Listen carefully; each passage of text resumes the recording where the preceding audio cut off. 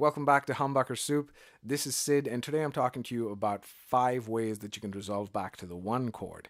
So music is all about tension and resolution. The best pieces of music, the most compelling, most beautiful pieces of music have a great balance of tension and resolution. That's what it's all about. Leaving home, coming back home, leaving home, coming back home, taking people on a journey and then bringing them back.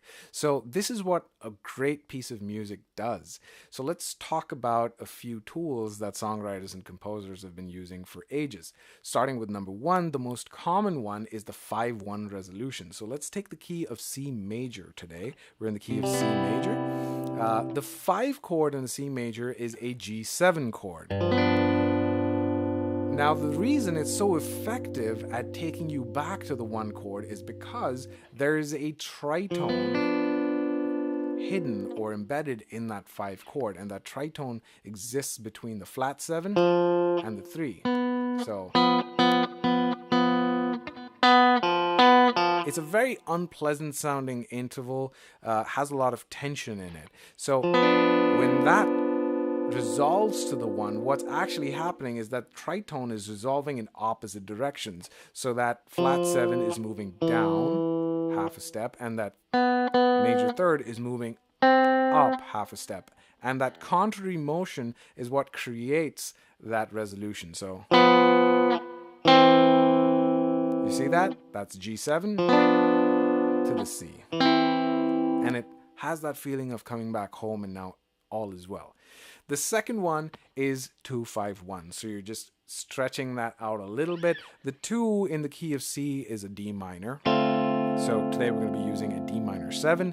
D minor 7 to the G7 that leads you back to the C, back home again. Very common in jazz. Also, there's a famous song by Maroon 5, which is called Sunday Morning, which is basically a 2-5-1. The next one is a 6-2-5-1. So you can see that we're stretching the road back home just a little bit more. So 6-2-5-1 in the key of C is going to be A minor, D minor 7, G7, and then back to 1 again. So it's going to sound like this. A minor 7 to the D minor 7 to the G7 back to the 1. Another fantastic tool that gets used in jazz quite a bit. The next one is also very, very common in jazz. It's got a slightly more angular sound, and it uses a tritone substitute.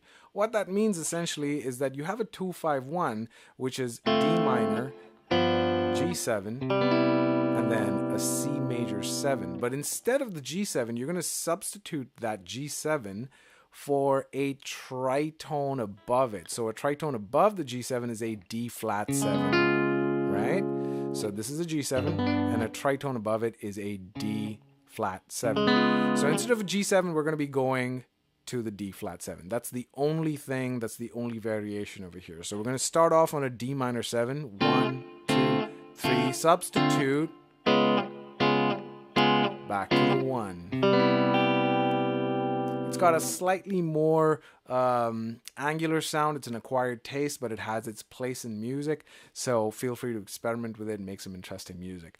The last one, and my personal favorite, is a 4 minor 1 resolution. The Beatles use this a lot, especially in a song. I've heard this one used in a song called A Day in the Life by the Beatles, where it goes 4 major, 4 minor, and then back to the 1 in the key of A major, that is. So you'd go D major to the D minor,